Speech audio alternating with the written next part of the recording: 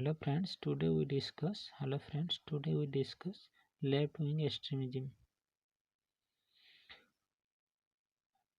In India, various states are affected this left wing extremism, the cause of a vicious cycle.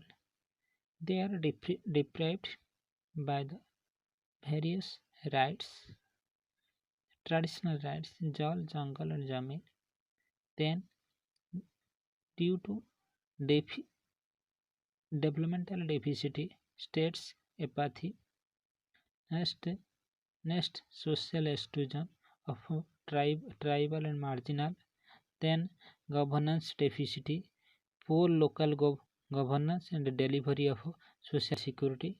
So due to then same pillar Jal Jungle Jamin. So due to this all are vicious cycle. Thank you.